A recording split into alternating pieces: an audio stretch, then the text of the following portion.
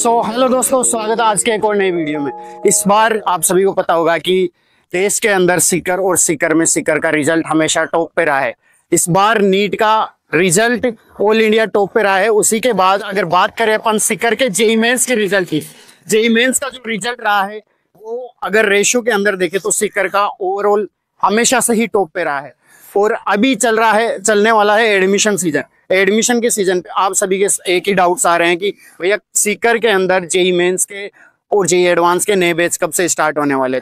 तो उसी के अंदर आज अपन पहला वीडियो लेके आए हैं कौटिल्य IIT जेईई एकेडमी से, जहाँ पे अपन पूरा दिखाने वाले कि कब है RBSE CBSE बोर्ड के एग्जाम्स के बाद उनके नए बैच कब से स्टार्ट होने वाले, क्या क्या स्कॉलरशिप रहने वाली है, और गर्ल्स और जो किसान परिवार से मध्य वर्गीय स्टूडेंट्स आते हैं उनके लिए क्या क्या स्कॉलरशिप होने वाली है। तो अभी चलते हैं अपन अंदर और पूरे बैच वगैरह के बारे में जानते हैं।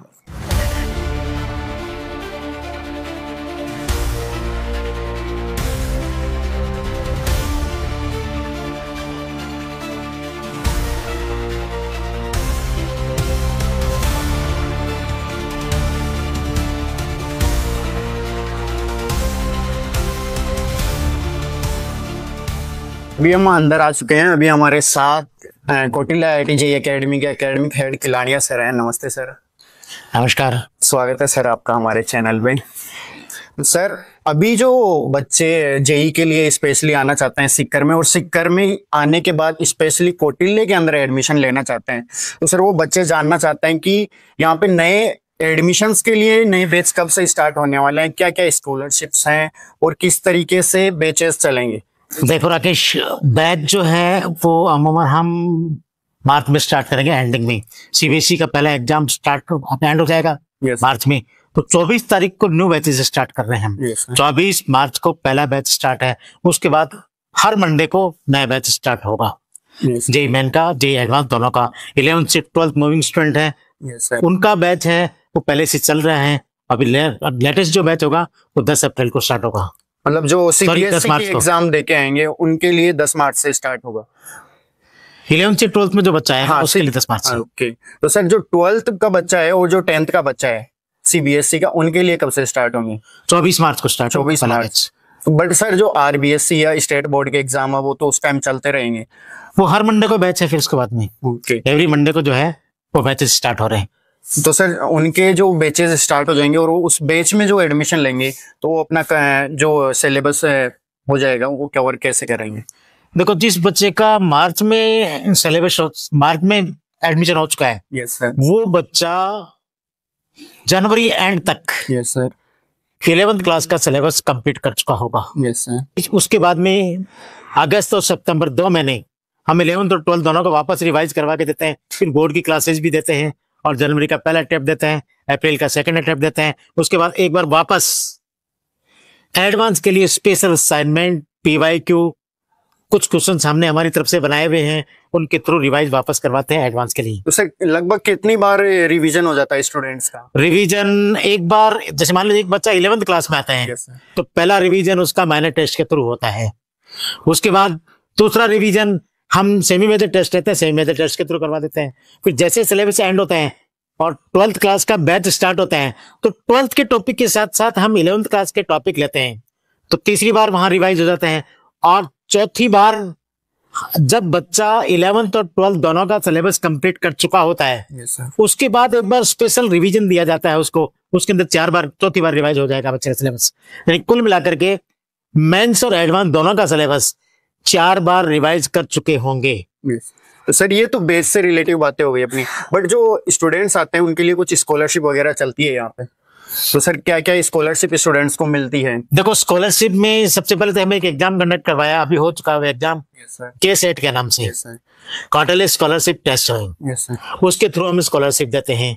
दूसरा, ऑन स्पॉट यदि किसी बच्चे ने उसमें एडमिशन उसमें नहीं हो पाया अपीयर, तो ऑन स्पॉट टेस्ट होता है कौटिल्य का, उसके थ्रू स्कॉलरशिप देते हैं। अगर वो KSET नहीं दे पाया तो यहाँ पे आके ऑन स्पॉट टेस्ट होता है। उसके बाद 10th और 12th की परसेंटेज बेसिस पे हम स्कॉलरशिप देते हैं बच्चे को। यदि कोई लड़की है तो स्पेशल उसके लिए 10% एक्स्ट्रा स्कॉलरशिप है। ये स्कॉलरशिप देने के बाद में 10 ऐड की, बिल्कुल बिल्कुल, बाद में 10% एक्स्ट्रा स्कॉलरशिप है। यदि कोई किसान परिवार से है तो उसके लिए 9 बार उसके परिवार की स्थिति को देखते हुए Kautilya IIT academy Navodaya science group का ही एक इंस्टीट्यूट है, Yes. उसी का ही एक पार्ट है। तो जैसा नवोदय साइंस ग्रुप में चलता आ रहा था Yes, स्कॉलरशिप का, यदि कोई बच्चा डिजर्व करता है Yes. और गरीब परिवार से है, किसान से है, तो उसके लिए कोई मायने नहीं है, उसके लिए दरवाजा हमेशा खुला है, वो पढ़ाई करे, हम उसका सपोर्ट करेंगे। तो सर इस बार का रिजल्ट कैसा रहा अपना? इस बार देखो राकेश, जो हर साल चलता रहा है हाँ सर। कि Kautilya IIT academy highest selection ratio देने वाला एक इंस्टीट्यूट है सीकर के अंदर। Yes. ये मानना पड़ेगा इस चीज को। यस सर, मानना पड़ेगा। पिछली बार हमने 650 बच्चे बैठे थे, यस 650 बच्चों में से हमने बहुत अच्छे रिजल्ट दिए थे और हाईएस्ट सिलेक्शन रेशियो था। यस इस बार 700 के अप्रोक्सीमेट बच्चे बैठे हैं। वो 700 अप्रोक्सीमेट बच्चों में से आप देखना, मेंस के अंदर जनवरी अटेम्प्ट के अंदर 11 बच्चा ऐसा है तो 99 परसेंटाइल से ऊपर है। 250 के लगभग बच्चा ऐसा है जिसने 95 परसेंटाइल से ऊपर स्कोर किया है। और जब अप्रैल का अटेम्प्ट आएगा और दोनों का यदि लास्ट कैलकुलेशन निकालेंगे तो हाईएस्ट सिलेक्शन रेशियो देने वाला इंस्टीट्यूट कौटिल्य बनेगा। यस ये तय है कि कम बच्चों में रिजल्ट निकालना, हर एक बच्चे को फोकस करते हुए, टीचर के साथ में, स्टूडेंट की बॉन्डिंग के साथ में, प्रॉपर मैनेजमेंट की देख रेख में, प्रॉपर टेस्ट के साथ में, प्रॉपर क्लास के साथ में। अब आप बिलीव नहीं करोगे, हमारे पास में तो टारगेट का बैच आया था। Yes, उस टारगेट के बैच, पहला बैच जो अप्रैल में आया था, उस बैच का सिलेबस हमने 20 जनवरी को कंप्लीट कर दिया था।